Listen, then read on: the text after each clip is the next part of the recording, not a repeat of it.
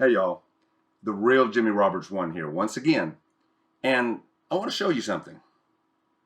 Look at this.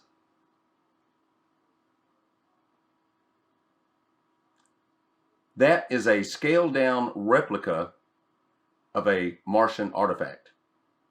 I've got this friend, Kim Carrier is his name, down in Houston, and he is a brilliant man, and he actually went to school to learn how to mold stuff like this because he knew the importance of making something tangible, being able to put something in people's hands. And we've got some really big stuff coming up, but we're going to blow this up really soon. We could have probably done without that. Anyway, David Gannett, I spoke of him before. He is the 3D master. He's the man who taught me what I know about it, and he's the reason we're able to do what we do with the 3D imagery. I want to introduce you to the man. Well, hi there. My name is Dave. I love 3D. It's something I've been doing all my life. I've got a background in aerial surveillance and in photogrammetry, which has to do with aerial surveillance and 3D processing of that material. I also have a background as an amateur archaeologist. And I originally got into the Mars anomaly thing just to debunk it. I thought, I can do this in 5 minutes with my background. And much to my amazement, when I started looking at Google Mars, within a few minutes I'd found archaeological ruins. Could have knocked me over with a feather. I started looking into it. Within a half hour, I'd found several more sites. And I thought, okay, time to reassess what I think I know. I started developing the 3D images from the various Mars Rover programs and was astonished to find some truly remarkable anomalies. Okay, so right about now, there should be a link appearing above my head somewhere in place of the halo that generally resides there. And shut up. Subscribe to his channel. Follow him. He is a brilliant man and very easy to listen to. Just do it. Okay. We are going to take our last look at Dingo Gap for now. Oh, my shirt. My wife got me this shirt. And by the way, for those who have been concerned, the wedding picture is from 3 years ago. We have been together for years, and no, we didn't just get married. We're on our honeymoon, yes. We will be forever, I think. But that was our 3-year anniversary picture. I keep getting congratulations from people. Thank you, but yeah.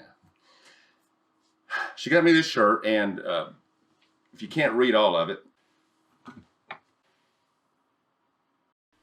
Okay, before we cross over the Dingo Gap sand dune down into that big valley, let's do this first. Let's look at the satellite view again. There we are, Sol 528. Let's back up to Sol 526.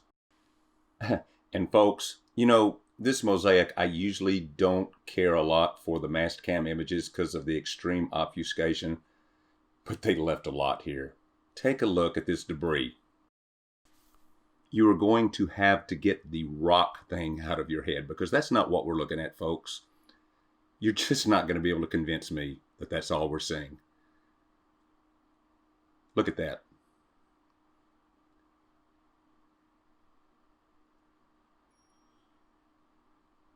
There are billions of pieces scattered everywhere. And look at that protrusion.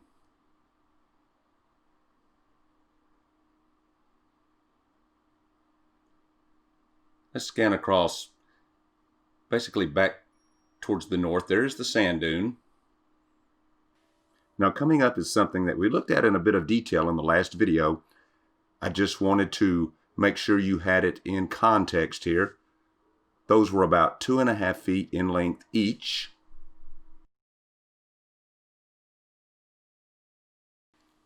Do I really have to sit here and explain to you that that's not a bunch of rocks?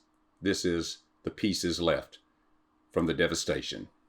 It's very simple. Now let's turn to the right and look one more time through one of the NavCam cameras, grayscale image. Just another view of some of the pieces of the devastation. And still right in front of the dune, just east of it. Down here pretty close, this NavCam image caught something. Yeah, I know what it looks like. I know what it looks like, and I don't know. You can look at it in the 3D images that we have at the end of this video. It's pretty compelling. But even that, look at that. Look how it's linked together. It's incredible, folks. And what's equally incredible is how the majority of the population doesn't know this has gone on at all. Here's some measurements that some people are going to find very important. They are all from the top of the dune out to these points. Now, they are in meters. Now, for those who may not realize, there is an easy guesstimation trick.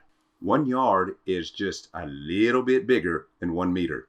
1.09, in fact. So, when I see 10 meters, I immediately think, that's about 10 yards, a little more, or times 3, 33 feet, plus some change. This is really good for getting you in the ballpark. And that multiplier being 1.09, when you get to 100 meters, that is 109 yards. Now, those who have seriously investigated this phenomenon, you know why I have these areas marked. They have come up in many discussions. Well, here it is. So we don't know what's really under that sand dune. I don't know if NASA knows. But here's that aerial view again, day 532. They decided to traverse this thing. They decided it was safe, that there was good enough footing, and on Sol 532, this is what we get. That's the shot. And this is what it looks like from the right nav cam at this time. It can get pretty crazy over there if you just take a look. Yep, there's that guy. Now, as we make our way down this hill, check this out. Do you see that rectangle? Now, this is from the left nav cam, and I want you to notice just these subtle differences in the mast cam shot. The main thing they've done here is take the luster off these objects. Makes them look a lot more like they're just rocks. Some of the serrated edges on that first object are gone as well. Each of these objects are about 2.5 feet in length. And down below, it takes a special person to not realize that we have something special going on down here. This is another one of those cases where I actually don't mind the mast cam images and mosaics at all, because they've actually left quite a bit in these areas, almost as if they're baiting us, just, hey, come look at this. And let's see what the people actually don't see. Folks, that's molded concrete or some other composite material, I would think. We still don't know, was water coming down through here? Or was it just part of the decor? Because down below, you'll see this. Now, yes, we've looked at this before, of course, but it's just too good not to keep looking at it. This is great evidence, folks. You are not going to be able to convince me that that's not something similar to concrete. It's molded. And again, I don't know if that's bent rebar sticking out of it. We see that in a lot of other areas, but we have multiple shots of this, and in fact, we have it in stereoscopic 3D at the end of this video. Make sure you look at that.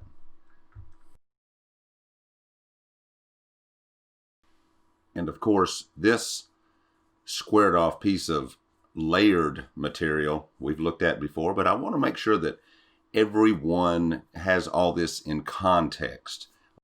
All too often we just see bits and pieces of things that appear to be artificial, but you got to see the overall context of it, and it really helps. Now look, that's not all. Look at that. There's squared off objects laying all over this area. These aren't a bunch of rocks, folks. I know I sound like a broken record, but if you are beginning to see what's going on here, then you are joining the winning team. Now, Simon Dan and his train of fools need to get off it before they derail. Many of you remember this, but I had made a mistake. It's only 11 feet long. I've measured it in at least 5 different images. But we'll take another look at it. Whether or not this really is what it appears to be, I don't know. But I've been intrigued with it from the beginning, and there's just too much coincidence with it. And so I probably will continue to not leave it alone. But, whether or not it is an effigy really doesn't matter in the long run, the overall scheme of things here. But I don't know, maybe I won't show it for a while. I don't know, somebody give him a name at least. It's going to be the poster child of this thing. So one of the things you really want to notice here is that the elevation rise is about 12.5 feet. That's 3.8 meters. And here are some more measurements of things in that area, such as that, which is about 2.3 feet across that front section. This Mastcam image is actually a mosaic created from images from Sol 529. Now, the rover is going to move on down into that valley, which they dubbed Moonlight Valley for whatever reason. But before we do that, I want to zoom in here just with a mouse pointer and point out a few things that when you do look at this in stereoscopic 3D, there's some things I want you to notice. Okay. First of all, we've looked at this quite a bit. Some people just call this a platform. It's pretty obvious that we have a support system down here. We have walls. This right here where I'm moving with my mouse pointer is about 1.5 feet to 2 feet tall, just depending on where you measure it. That's the best that we could do. And I want you to notice this area right through here. This is an amazing area in 3D. You can see these marks here pretty plainly now. When you look at this in 3D, it's going to blow you away, okay? Do you notice this and this? In 3D, this becomes very apparent, but this is cylindrical here. It appears to be protruding from underneath. What I'm doing here is I'm going over the top, okay? This is curved all the way to here, and then this part is broken away from it. This is from here all the way to here, and then it's completely covered up. This area looks a lot like the area up above that we first looked at, that first area that we suggested that could have had water running down it. This is a flat area here, then it goes up and over down here. Does the same thing all the way across here. You'll be able to see that in 3D. This is all a curvature right here. It looks very, very artificial to me, and there is an orifice right here. Can you see that? As much as I can zoom in with just this computer. This entire rectangular area, you saw the measurement earlier, it is not flat. Starting here, where the mouse is, comes across and it dips down several feet to where there's a cratered area right here. Then it goes back up in this area, as I just mentioned to you, and then comes back down over here. I want you to really look that over in 3D. It's going to blow you away. Now, let's do this. As the rover makes its way down on Sol 539, let's turn around and look behind us through the nav cam, because a lot of researchers have just really not trusted this image, and for several reasons. And the main one is because of these tracks. back here at the top, now that's coming over the dune. They just look out of proportion to the rest of them. However, if you'll look at these first 3 measurements that I made, they are rough measurements, and I was very conservative with them, trying to measure from the outside of the wheels on each side of the rover. And if you look it up, the width of the rover is 2.7 meters. I'll be dang, look at that. It's dead on. By the way, that's about 8.9 feet. So I'm going to say that they're accurate. Now, when you move on back to the one where I have 4.92, I don't trust my measurement on that, so just disregard it. And we do not have the data for the one up top that's coming over the dune. So satellite image again, you see Sol 538. That was actually the rear image from 539, which was basically in that same area. Now the mast cam actually turned around and took some images that make up this mosaic. And one of the things that's really interesting here, take a look at this. The rover wheels roughed up an area here where you can see exposed some other material, possibly metal. I'm telling you, underneath this dirt, this sand, and the Photoshop is something quite different. And over here, you might find it interesting. There's lots of pieces of, I don't know, it looks like about 1 inch maybe tile, some type of masonry. I'm going to show you a different satellite image of Dingo Gap and the surrounding area. That is the rover right there. And you can see the tracks. There is the Dingo Gap sand dune. And you can see the tracks leading up to where the rover crossed over the sand dune down into the valley, and it sits there taking lovely pictures. The rectangular clearing, which we will take a closer look at in a moment, is going to be right about here. Now there's something going on down here, folks. I'm going to throw a contrast filter or two on this, and remember, the rover tracks are 10 feet apart from each other. That should help you gauge the size. Now please pay attention to these areas. Now remember, the rover is sitting about 12 feet or so down below all of this. This was up on top. There's no shots down there to where you can see what's on top, but here it is. Folks, I tell you what I think about this. Within a few minutes, I'd found archaeological ruins.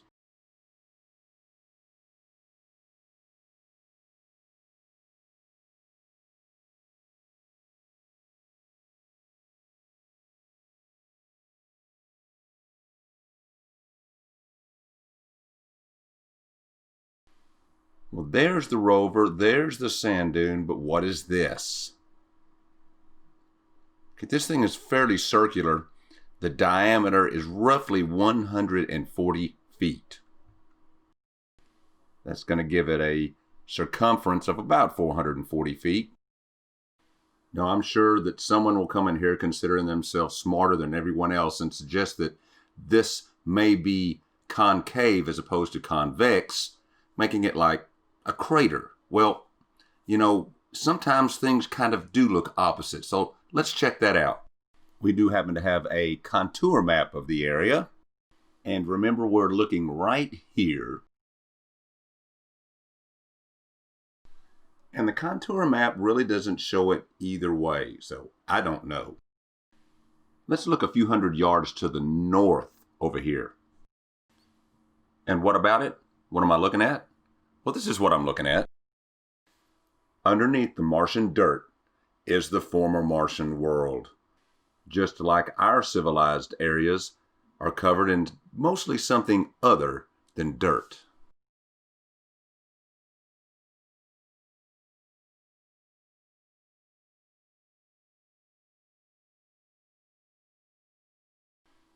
So the rover Curiosity moved in this direction, and on Sol 540 turned and took some pictures in this direction.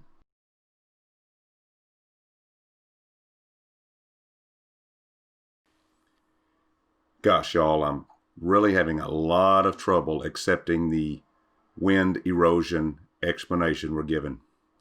I think most of you probably are too. Let's go ahead and break away and enjoy the 3D stereoscopic imagery.